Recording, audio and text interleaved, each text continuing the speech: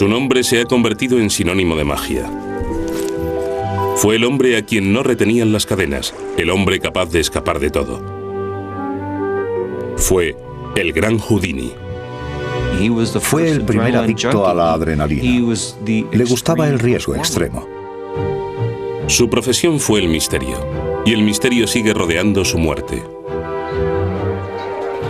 En la versión hollywoodiense de su historia, Houdini se ahoga atrapado en uno de sus números de escapismo. La verdad del asunto es que jamás tuvo ningún problema con aquel número. Otros dicen que lo mató un golpe. Un puñetazo de un hombre cuya cara no hemos conocido hasta ahora. ¿Es posible que el maestro de los magos fuese responsable de su propio fallecimiento? ¿O llegó realmente a morir?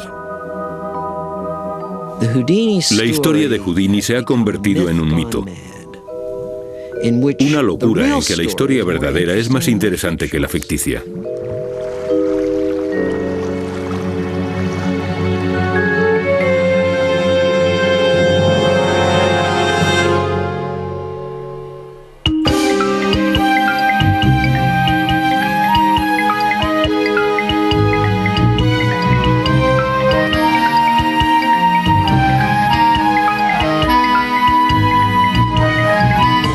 Los muertos hablan.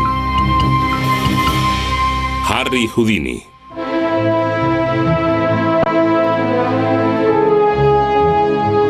Se convirtió en leyenda durante su vida. Parecía que Harry Houdini podía escapar de cualquier cosa.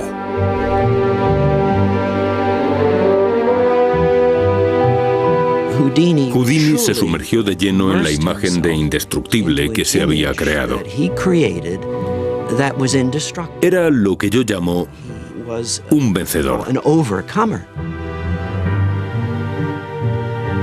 Las personas con habilidades especiales y grandes dosis de talento y determinación salen de situaciones en las que otros morirían, y así se refuerzan en la creencia de que pueden conseguirlo, hasta que algo les abre los ojos. El aparente peligro de estas proezas dejaba a su público paralizado. Pero era la naturaleza mítica de las hazañas de Houdini lo que le hacía parecer sobrehumano. ¿Por qué había tanta gente pendiente de Houdini? Él decía que hay un claro ganador y un claro perdedor. Puedes participar en una lucha de forma indirecta y habrá un claro resultado, como en los cuentos. Houdini creó en las mentes de su público una especie de número de muerte y resurrección, donde uno contaba con que iba a morir. Pero él nunca moría, resucitaba. Por supuesto, llegó un momento en que no volvió a levantarse, y el espectáculo terminó. Tras una vida llena de pobreza y riqueza, de oscuridad y fama, el gran Houdini murió en el Halloween de 1926. En su muerte, igual que en su vida, dejó a mucha gente rascándose la cabeza. ¿Cómo lo ha hecho? ¿Le hizo falta preparación especial? ¿Tenía superpoderes o no era más que un truco de mago? Todo un enigma. Pero después de todo, convertirse en mito era parte del repertorio de Houdini.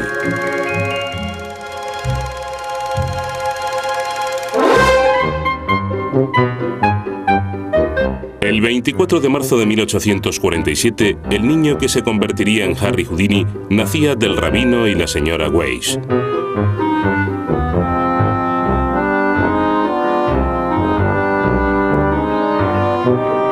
Su historia es paralela a la de Estados Unidos y el desarrollo del Nuevo Mundo. Es el hombre adecuado en el momento adecuado. Lo encontramos a principios del siglo XX. La modernidad, la velocidad, el esplendor. El nacimiento de los rascacielos, los aviones y las películas. Es sin duda la época de Houdini. Su familia pertenecía a la interminable corriente de inmigrantes que llegaban al Nuevo Mundo y veían cambiar sus vidas hasta extremos insospechados. El joven Eric también acabaría cambiando. Y como tributo al gran mago francés Robert Houdin, se cambió el nombre para pasar a ser Harry el Gran Houdini. Había nacido en Hungría, pero en todas sus posteriores solicitudes de pasaporte siempre ponía que había nacido en Appleton, Wisconsin. Como muchos otros, intentó renovarse, dejando atrás su pasado de inmigrante.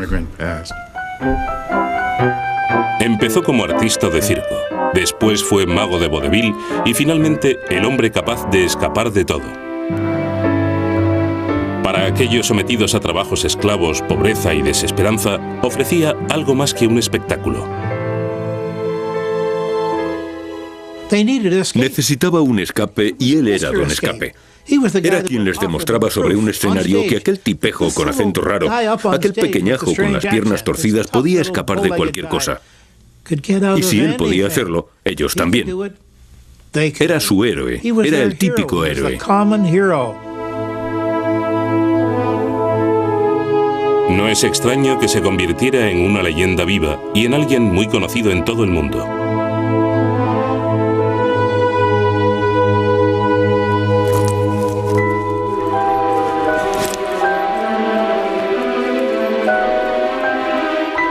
No fue el primero en divertir al público escapando de sogas y cadenas. Pero Houdini no dejó de idear nuevos encierros y arriesgar su vida para salir de ellos.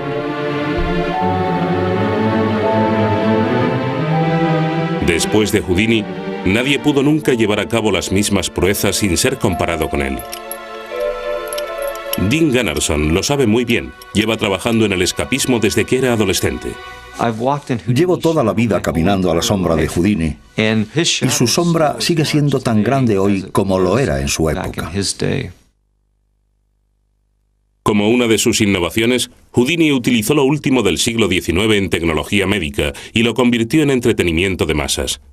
Era 1896 y actuaba en Canadá. Visitó un manicomio y vio a aquellas personas con las camisas de fuerza y las hebillas retorciéndose para intentar liberarse, y pensó, ¡qué idea tan interesante! Y así aprendió a escapar de una camisa de fuerza y lo incluyó en sus actuaciones. Recuerdo haber hablado de joven con veteranos de la magia y oírles contar cómo los policías llevaban a empellones a Houdini en una fría mañana. Decenas de miles de personas salían a presenciar el acontecimiento y él siempre lo hacía en cada nueva ciudad antes de sus funciones para que todos supieran que había llegado Houdini. Estaba allí, frente a ellos, haciendo lo imposible. ¿Quién podía creer que fuera un simple mortal? No era un truco sin más. Era técnica física pura y dura, habilidad y determinación. El público veía el gran esfuerzo físico, la fuerza y la flexibilidad, el movimiento del cuerpo y su control para salir de artilugios de lona, piel y metal. Y siempre se preguntaban, ¿cómo ha salido Houdini de ahí? Como si tuviera poderes especiales para hacerlo. Houdini avivó más el mito y la leyenda, diciendo que sabía dislocarse los hombros como nadie sabía y que era capaz de soportar el dolor físico y lograr salir.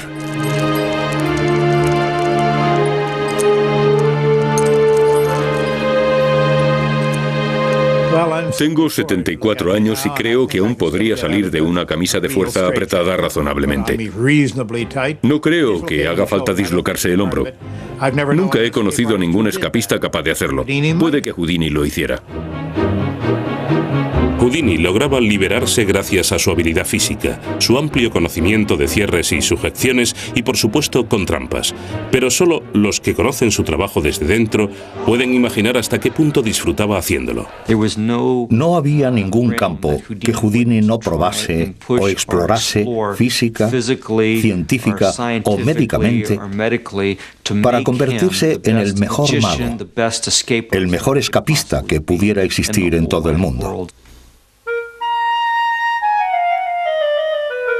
Los primeros años de Houdini actuando como mago en el circo le dieron muchas oportunidades de aprender ciertas destrezas poco comunes. Un contorsionista no necesita dislocar las articulaciones de sus miembros para retorcerlos.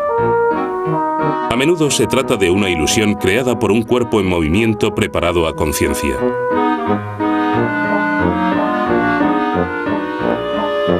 Se ha sugerido que Houdini aprendió a controlar su cuerpo de la cabeza a los pies.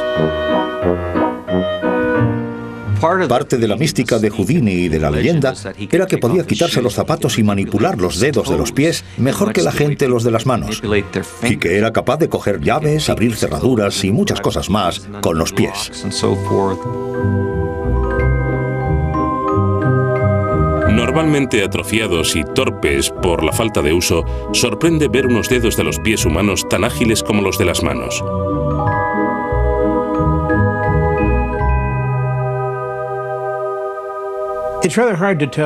Es difícil decir cuánto se preparó Houdini y cómo lo hizo. Porque recordemos que estaba en el mundo del espectáculo y sabía que una buena historia podía superar un poco a la verdad. Houdini aseguraba que controlaba su cuerpo de arriba a abajo, incluso los reflejos más internos. Decía que era capaz de tragarse ciertas llaves y herramientas hasta la garganta y luego regurgitarlas cuando las necesitaba.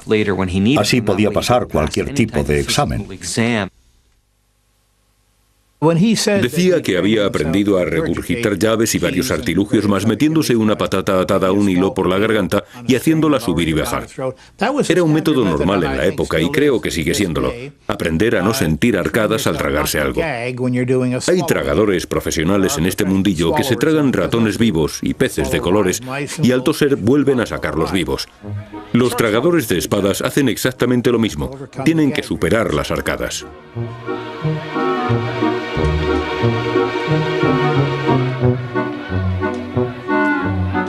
Aquí no hay ningún truco, solo la explotación de secretos fisiológicos poco conocidos. Los reflejos pueden controlarse mientras la espada zigzaguea entre los órganos. Una simple tos, un estornudo, un hipo, podría resultar trágico. Si Houdini realmente se tragaba cosas o no y las regurgitaba es una buena pregunta. Es muy difícil decir cuál era la verdad. Sea cual sea la verdad tras estas historias, no cabe duda de que Houdini se tomaba en serio su preparación. Nunca fumó ni bebió y ejercitó su cuerpo para una profesión que requiere mucho esfuerzo. Era un atleta increíble, así como un mago excepcional. Tengo mucha experiencia con atletas y sé que los que cuidan sus cuerpos son los que logran superar todas las dificultades y los que no se quedan a mitad de camino. El doctor Robert Albo está en una posición única para entender a Houdini desde una perspectiva médica. Es el doctor de un equipo profesional de baloncesto, así como de los Oakland Raiders. También es mago. El doctor Albo dice que Houdini no solo era artista, sino también un atleta muy centrado en los principios de la buena forma física. El escapismo no es una profesión fácil. Y este hombre pasaba una hora cada tarde escapando de grilletes y otra clase de artilugios increíbles que lo apresaban. Ponía el esfuerzo que pone un atleta en sus ejercicios. Hacía gimnasia cada mañana, flexiones, abdominales, cosas de ese tipo para mantener su fuerza y su físico. Estaba muy orgulloso de su cuerpo y su presencia. Y aún más, del hecho de tener un cuerpo como el acero, fuerte, capaz de hacer cosas que otros no podrían ni imaginar. Por supuesto, la noción de buena forma física y de cómo conseguirla cambiaron con el tiempo.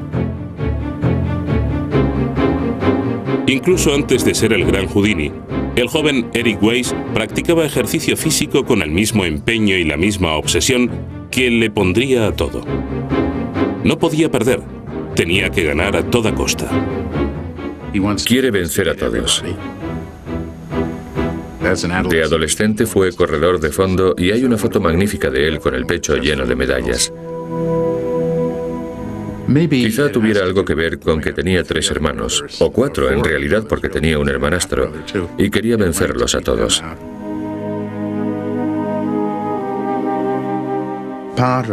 Algo importante para alcanzar el éxito es destacar. Al ser un niño entre muchos otros, lo aprendió enseguida, porque en una familia numerosa, para conseguir algo, hay que destacar. Desde el principio, el destacar para Houdini significó destacar para su madre. Se sentía en la obligación de ayudar a su familia, a su madre, y eso pesaba mucho para él. Quería, como finalmente hizo, llenarle de oro el regazo. La necesidad de la aprobación materna era enorme, y se esforzó mucho para conseguir su atención. Cuando hizo su primer salto desde el puente de Rochester, Nueva York, una hazaña muy peligrosa, estaba esposado. Se colocó en un puente y saltó a un canal con varios cientos de personas mirándole. En aquel primer salto hubo mucha incertidumbre, ya que nunca había intentado nada parecido. Tenía instantes para escabullirse de los nudos y salir a la superficie. Sin embargo, solo necesitaba que una persona en concreto estuviera mirándole. En su diario, tras aquella proeza, escribió: «Mamá me ha visto saltar, signo de admiración». Llevó a su madre a Rochester sabiendo que podía verle morir. De hecho, en su vida no parecía haber sitio para nadie más que para mamá. Hasta que conoció a Bess, Wilhelmina Beatrice Rohner. En el verano de 1894, 3 semanas después de conocerse, Harry, de 20 años, y Bess, de 18, se casaron. No está muy claro cómo se conocieron. Una historia dice que en Coney Island, otra que en algún lugar de Brooklyn. Eran muy buenos amigos y hacían muchas bromas y chistes entre ellos. Las notas que le escribía eran divertidas y cariñosas, tiernas y graciosas a la vez. La llamaba todo tipo de apodos cariñosos: Champagne, Coquette. Pronto formaron pareja y se fueron de gira como los Houdini. Desde el principio fue una parte importante del espectáculo. La fama tardó en llegar, pero cuando llegó, lo hizo repentinamente y haciéndoles ver que el público quería menos magia y más escapes temerarios.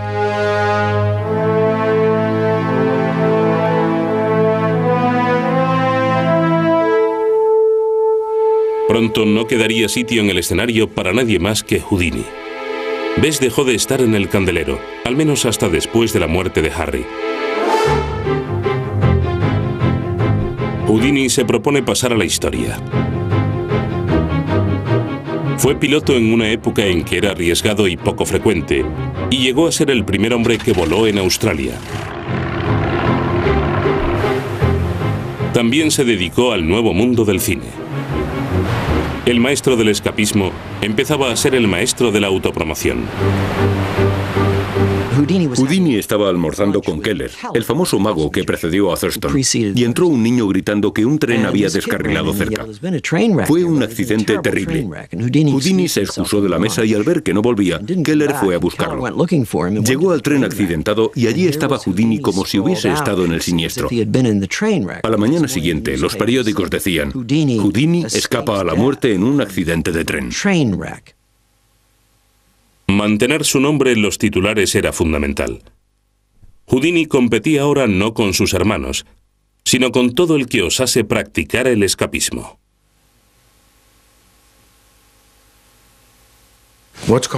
Algo común entre todos aquellos genios Era la competitividad. Dijeran lo que dijeran, siempre estaban compitiendo entre ellos, entre los del gremio. Hay una anécdota en Alemania. Un maestro de las esposas hacía uno de sus números sobre el escenario. Houdini se disfrazó y se ofreció a cerrar las esposas del artista. Llevaba unas que había trucado para que no se pudieran abrir. El pobre esposado estuvo media hora haciendo esfuerzos. Entonces Houdini se quitó el disfraz y lo dejó en ridículo ante el público. El éxito significaba imitadores y que Houdini tuviera que inventar constantemente nuevos escapes. En 1908 cambió la camisa de fuerza por otro nuevo e imposible escape que dejó al público boquiabierto. Usó lo que en la época era un objeto muy común, una tinaja metálica para llevar leche, y lo convirtió en lo que parecía una trampa mortal. En cuanto una persona se sumerge en el agua,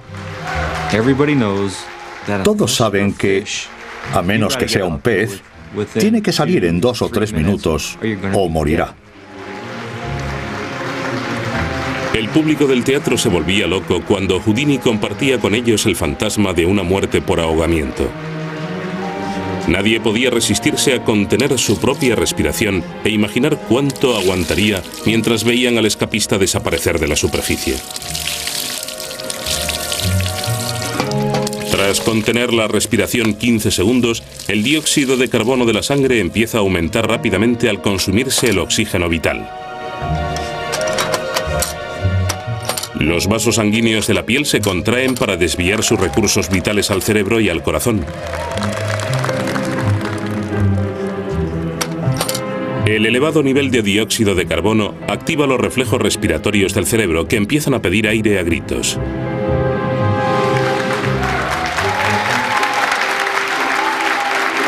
En este punto, sucumbir a la demanda de aire y aspirar significaría la muerte por ahogamiento, al llenarse los pulmones de agua en vez de aire. Eso sería si el maestro del escapismo no lo tuviera todo controlado.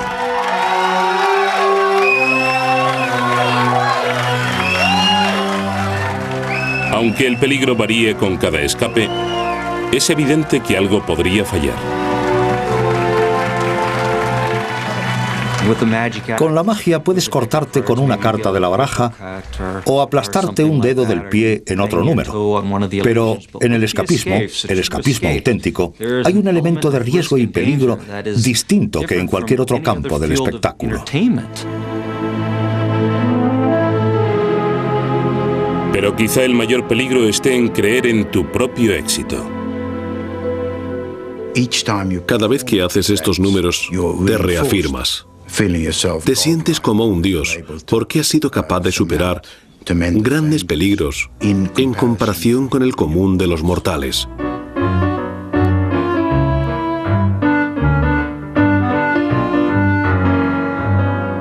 Escapar del ahogamiento en el entorno controlado de un teatro era una cosa, pero Houdini quería más. Escapar a este horripilante destino en un lugar al aire libre aparentemente incontrolado. Todo con tal de emocionar a los fans y ganarse la atención de la prensa.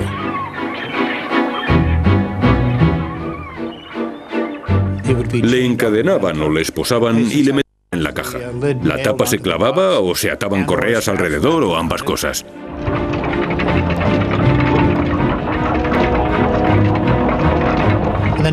Entonces una grúa la bajaba hasta el río. Houdini demostraría una vez más que su público compartía su fascinación por las trampas y las cadenas, con la oscuridad, la asfixia y el horror de morir ahogado.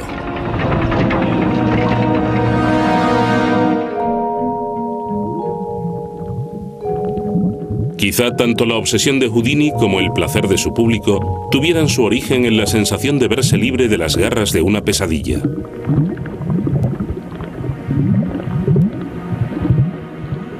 Se cuenta que cuando Houdini tenía 4 o 5 años, en Appleton, Wisconsin, estaba nadando en el río y casi se ahoga. Una teoría es que sus escapes son intentos de revivir aquella experiencia una y otra vez. Estar al borde de la muerte y salir vivo. Que todos sus escapes son la repetición del trauma de estar a punto de morir y que su necesidad de seguir escapando es para asegurarse de que no morirá, que no se ahogará. Aunque algunos lo vean como mera coincidencia, Dean Gunnarsson también estuvo a punto de ahogarse de niño y, como Houdini, necesitaba liberarse del trauma de su infancia. En 1983, este escapista en ciernes rindió un tributo a la muerte del maestro en Halloween 57 años antes. Había unas 10.000 personas que acudieron a ver el tributo a Houdini el día de Halloween. Me ataron y encadenaron y me metieron en un ataúd de madera. Después se clavó la tapa y se pusieron cadenas alrededor. La grúa cogió el ataúd y lo bajó hasta este río turbio y helado. Solo me quedaba escapar.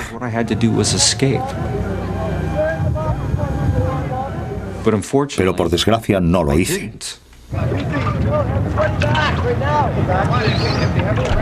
Al empezar a bajar el ataúd, Dean aspiró preparándose para llenar sus pulmones de aire por última vez.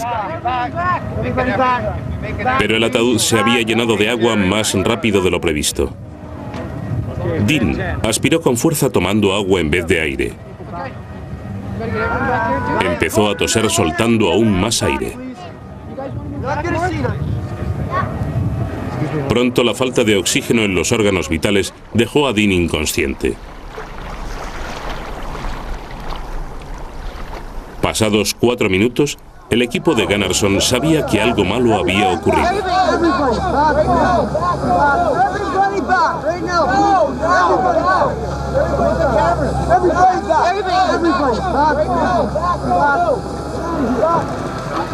Everybody back, okay? Okay, back. Did we ask you to get back?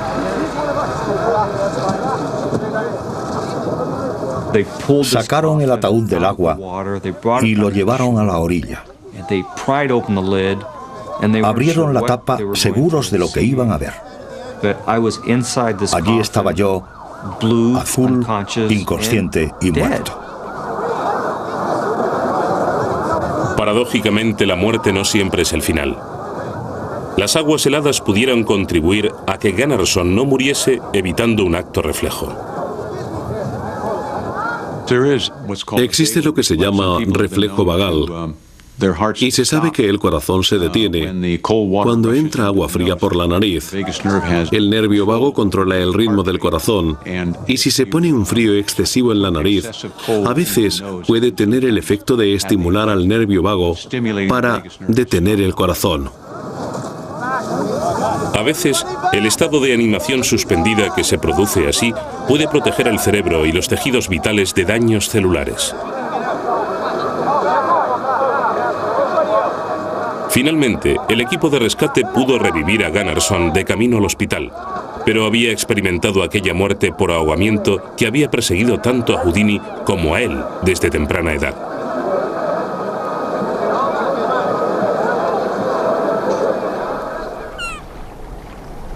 Gunnarsson tuvo suerte. No sufrió lesiones irreversibles, pero faltó poco. Solo es parte de lo que hace falta para ser escapista. Algo que nadie entendía mejor que Houdini.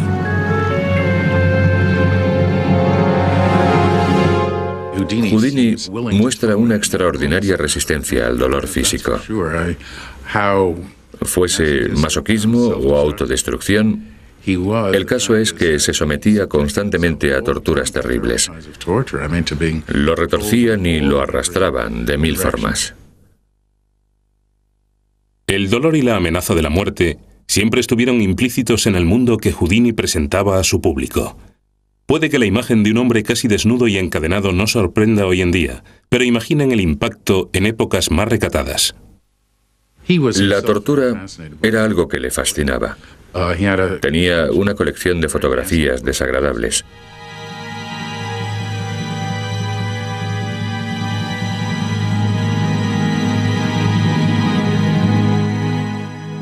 Houdini estaba fascinado por la mutilación y la tortura, y las incluía en muchos de sus escapes. Dolor, muerte, encarcelamiento y ahogamiento. El genio de Houdini radica en aprovechar las pesadillas y proporcionar una diversión que gustaba a casi todos. Combinando el miedo a ahogarse y la amenaza de la tortura, Houdini creó lo que él consideraba su mejor escape. Esta emocionante proeza era tan aterradora que no es extraño que incluso hoy mucha gente crea erróneamente que fue la causa de su muerte.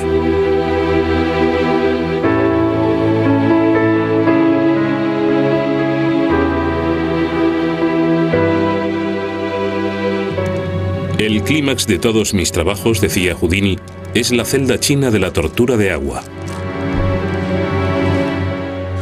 La celda china de Houdini es un escape que, personalmente, es el que menos me gusta hacer, por la dificultad y el sufrimiento. Creo que es lo que más valoro de lo que hacía Houdini. A mí me han colgado boca abajo con camisas de fuerza más que a ninguna otra persona viva. Pero esos cepos de madera, ese sufrimiento, ese agobio,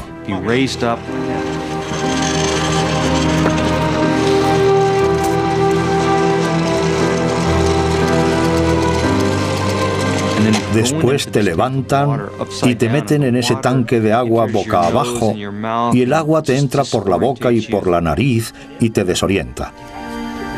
Crea un nivel de excitación totalmente distinto, incluso en el público lleno de adrenalina de hoy en día. La excitación indirecta dispara la adrenalina del público, pero es solo una de las sustancias que se le disparan al artista. Como escapista, te contoneas intentando soltarte, y ese esfuerzo físico produce endorfinas, pero también las producen el público y los aplausos. Dolor, peligro, emoción, capaces de liberar analgésicos creados por el propio cuerpo. Las endorfinas son un componente en el torrente de hormonas y neurotransmisores que intervienen en el control del dolor y pueden incluso transformar la agonía en éxtasis. Entiendo lo que sentía Houdini y cómo se hizo adicto y nunca quiso dejarlo.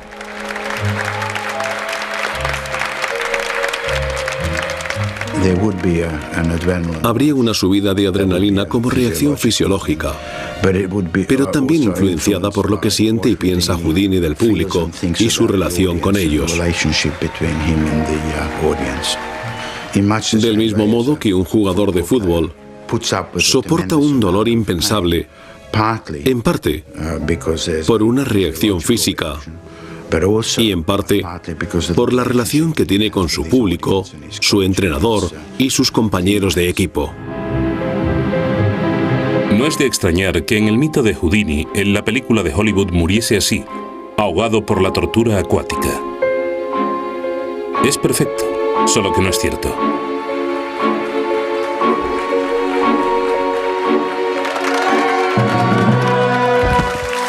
Houdini sobrevivió a la tortura acuática muchas veces.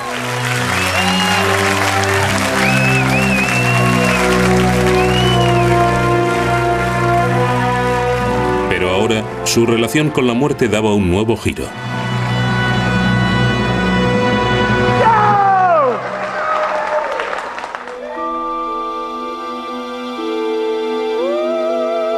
El espiritismo estaba cautivando al mundo. Era una nueva versión estadounidense de la antigua idea de que los muertos podían comunicarse con los vivos. En la época, las sesiones de espiritismo implicaban todo tipo de fenómenos inexplicables. Los médiums podían estar atados y aún así sonaban panderetas y campanas misteriosamente y se aseguraba que los muertos llevaban mensajes a los vivos. Houdini sospechaba que se trataba de trucos y delirios, pero la muerte de su querida madre lo llevó a considerar al menos la promesa del espiritismo.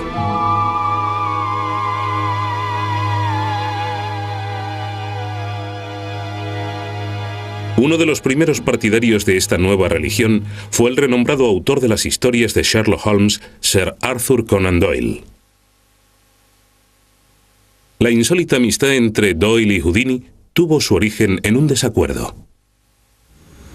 Doyle creía que Houdini podía desmaterializarse. Era la única forma de escapar de donde se metía. Houdini le enseñó magia de guardería, los trucos más sencillos, los que haría un niño de 5 años, y Doyle se desmayaba pensando, Dios mío, este hombre se ha arrancado el dedo de verdad. Doyle prometió convencer a Houdini de la autenticidad del espiritismo, preparándole una sesión. La señora Doyle era medium, escritora medium, y se sentó a la mesa con un blog para escribir. Entró en trance y pronto la madre de Houdini empezó a hablar a través de ella. Houdini salió de aquella sesión muy deprimido. Sintió que aquella pobre gente se dejaba engañar de forma ridícula. El mensaje recibido no tenía nada que ver con su madre y le molestó especialmente que los mensajes llegasen en inglés, cuando su madre no lo hablaba. Solo sirvió para acentuar su rechazo. Los Doyle sentían que Houdini debía estarles muy agradecido por haberle devuelto a su madre. Pero él no solo sentía que se dejaban engañar, además se sentía utilizado en cierto modo. Él creía, como yo, que era un deber de su profesión. Así que fue de sesión en sesión consiguiendo siempre las mismas patrañas. Descubrió los trucos, descubrió las trampas psicológicas que se usaban. Hizo todo lo que pudo para desenmascarar a aquellos espiritistas farsantes, charlatanes, estafadores, tramposos y ladrones. Una vez más, Houdini se reinventaba a sí mismo. Ahora era Houdini el defensor de la verdad, Houdini el azote de los que usan trucos para aprovecharse de los afligidos y cuyas sesiones de espiritismo se habían burlado de su propia pérdida. Quiso denunciarles por todos los medios. Aquellas campanas de espíritus sonaban gracias a trucos de magia. Los médiums, indignados, lo maldijeron e invocaron a los espíritus para que se llevasen a Houdini. Pronto verían cumplidos sus deseos y de una forma inesperada. Houdini ya no era joven. En momentos de franqueza escribió que tenía que encontrar una forma menos exigente de ganarse la vida. Pero era Houdini y no podía rendirse ni admitir su debilidad. Durante los últimos meses de su vida, siguió de gira con un espectáculo que incluía desde ataques al espiritismo y escapes hasta elefantes que desaparecían. La actuación duraba unas 2 horas. La estrenó en Nueva York y luego se fue de gira. Cuando llegó a Albany, una noche le salió mal la tortura de agua de la celda.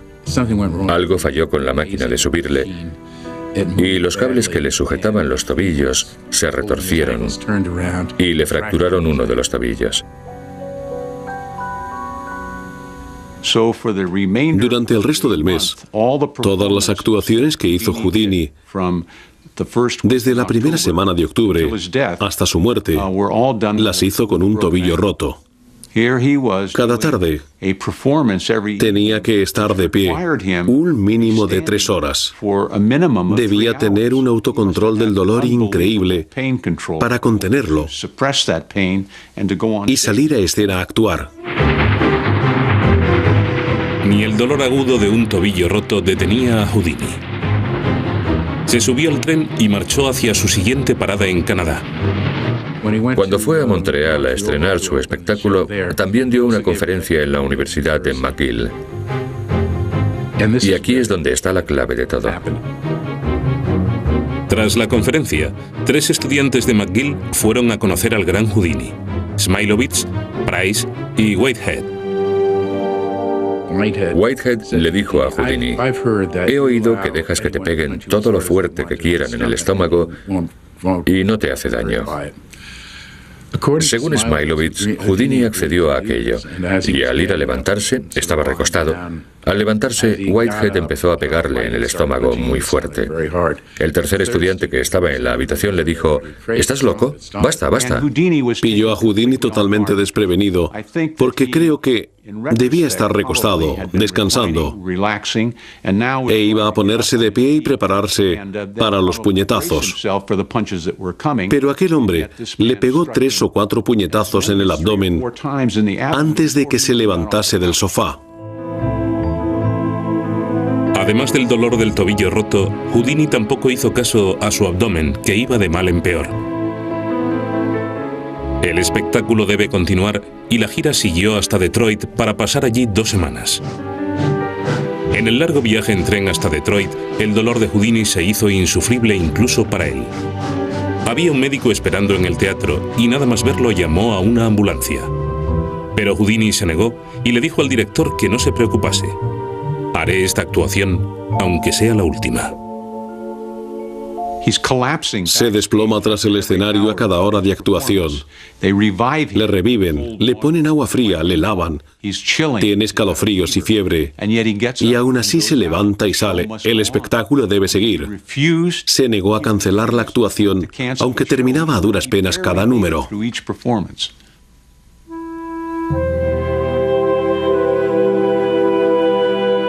Al final, las súplicas de su familia y la insistencia de su médico, el empeoramiento del dolor y la fiebre obligaron a Houdini a pasar por el quirófano, donde los médicos descubrieron que tenía una perforación en el apéndice. El apéndice suele estar a la derecha del bajo abdomen y se origina en el intestino grueso. Está en un tramo de unos 8 o 10 centímetros y es de largo como este dedo, más o menos.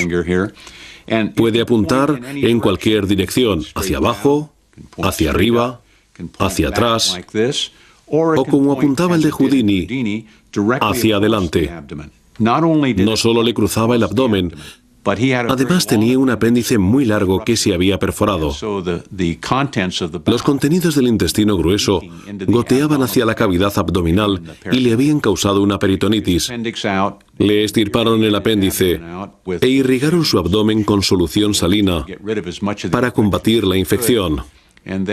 Después lo cerraron y llevaron a Houdini de vuelta a su habitación. En la época anterior a los antibióticos, una infección así era casi una sentencia de muerte. Pero había esperanzas porque aquel no era un mortal corriente, era Houdini. Todos pensaron que, dada su extraordinaria fuerza y el culto que rendía a su cuerpo, tenía posibilidades de sobrevivir a aquel episodio. Volvieron a operarle el día 29. Seguramente no hicieron mucho más que irrigar su abdomen con alguna solución salina y, por supuesto, la tarde del 31 falleció. Un final extrañamente mundano para un semidios de 52 años. Muerte por una infección provocada por una perforación del apéndice. Pero Houdini seguiría haciendo de las suyas. Murió el 31 de octubre a la 1:30 de la tarde, Halloween. Su hermano, Hardin, estuvo en el hospital la noche antes, y según él, las últimas palabras de Houdini con sentido fueron: no puedo seguir luchando.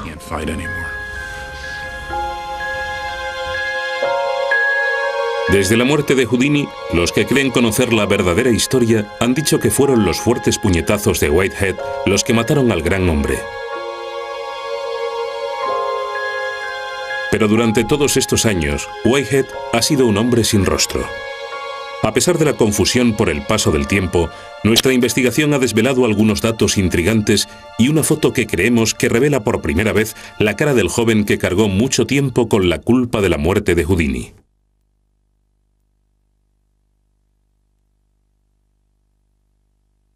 Durante este tiempo, Whitehead ha sido el chivo expiatorio. Sin embargo, es casi seguro que no fueron sus puñetazos los que mataron a Houdini. Un apéndice se perfora por una infección. En 35 años, trabajando en béisbol, baloncesto, En fútbol profesional, nunca he visto una perforación de apéndice a causa de una herida soportada durante un partido. Houdini murió probablemente de una peritonitis, infección a causa de un apéndice perforado, pero no hay por qué culpar al joven de llegar a Montreal. Houdini estaba acostumbrado a trabajar con dolores. Siempre trabajaba con golpes, fracturas, torceduras. Trabajó con algún dolor todos los días de su vida. Es muy probable que aunque tuviera apendicitis o cuando estuvo en Albany y se fracturó el pie, siguiese adelante. Siempre había trabajado soportando el dolor. Pero hay un culpable más sospechoso que Whitehead en este asunto. El orgullo sin límites de Houdini. El mismo ímpetu que tanto le ayudó a crear al gran Houdini, ahora le traicionaba y era la causa de su declive. De haber ido antes al médico, las cosas habrían sido distintas. Habría tenido muchas más posibilidades de sobrevivir, pero hizo 2 o 3 actuaciones antes de acceder por fin a operarse. Creo que por eso falleció.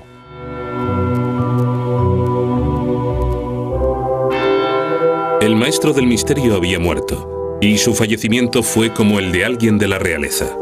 Lo acomodaron con la cabeza sobre un taco de cartas de su madre en un ataúd que había usado meses antes en un escape.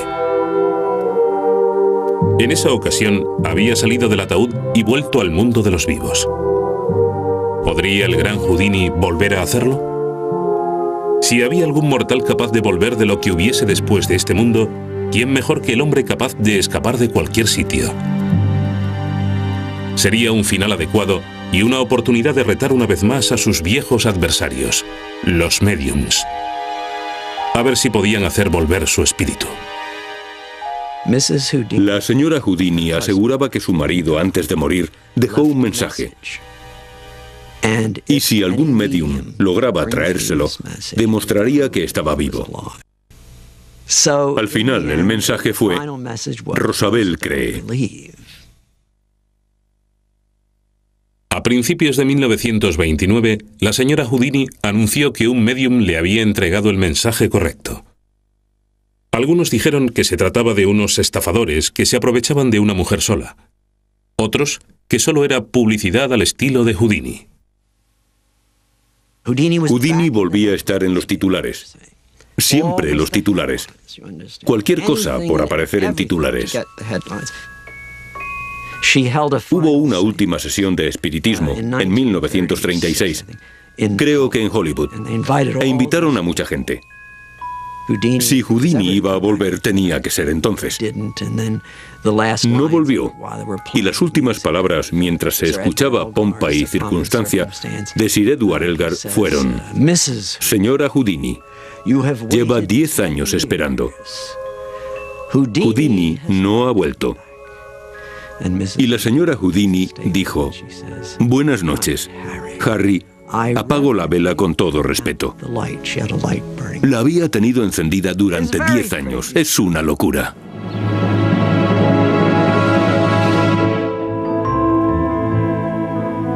Houdini está enterrado en Nueva York, pero su mito sigue vivo. Su nombre sigue siendo sinónimo de misterio. Aún hoy en día, en Halloween, la gente hace sesiones de espiritismo invocándolo, esperando una señal. ¿Y por qué no?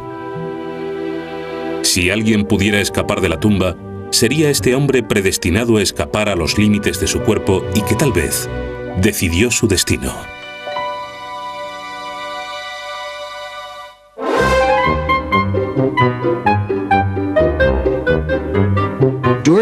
Durante el entierro de Houdini, 2 de los portadores del féretro fueron Charles Dillingham y Florence Ziegfeld.